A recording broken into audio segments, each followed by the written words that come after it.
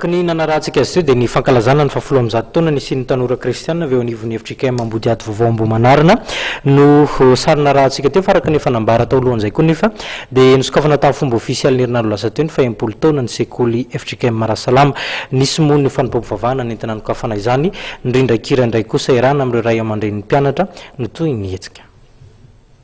Fotoam-pivavahana lehibe natao tao amin'ny FJKM Andravoahangy fivavahana no nanokafana ny fankalazana ny faha-enimpolo taona niorenan'ny sekoly Rasalama FJKM.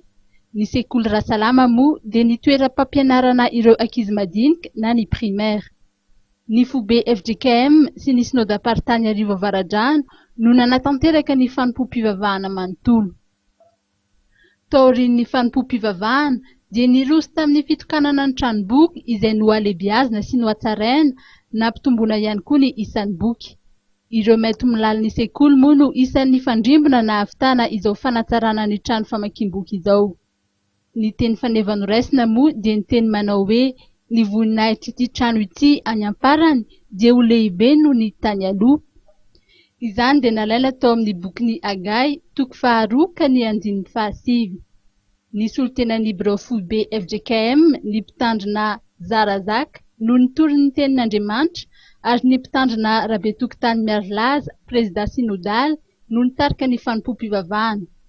Solotena maro avy amin'ny foibe FJKM no tonga nanatrika ny fotoana toy ny sekretera jeneraly, toy ny nasionaly ny sekoly sy mpandraikitra foibe maro. Andriamanitra lehibe fa tanteraka soamantsara ny fanokafana amin'ny faha-enimpolo taona ny sekoly FJKM Marasalama izay nitarihan'ny foibe FJKM sy ny synodam-paritany Avaradrano dia isaorana koa ireo rehetra izay nanotrona izany na tsiaro am-bavaka ary ny nandany arena nanoana ny sekoly tamin'izany indrindra moa ireo mainto milaly izay natsiaro ny toerana ny beazana nandraisana ny fahaizana hatramin'ny mbola kely izay nanao tsangam-bato famakiam-boky ahafahan'ireo zandry zanaka manohy sy manitatra ny fahalalana hatrany satria ny boky dia isan'ny loharano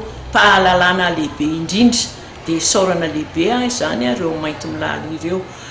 Tsy mitsanona treo ny fankalazana fa mitohy amin'ny alahady 4 Mey 2024 izay karakarain'ny ray aman-dreny indray mba handraisany anjara rindrakira ara-pilaza tsara no atao amin'io manomboka amin'ny 3 ao amin'ny FJKM Andravoahangy fivavahana.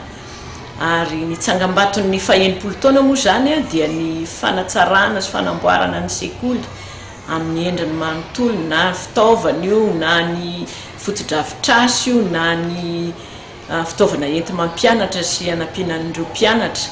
Ny famaranana kosa dia atao amin'ny 5 volana Desambra 2024.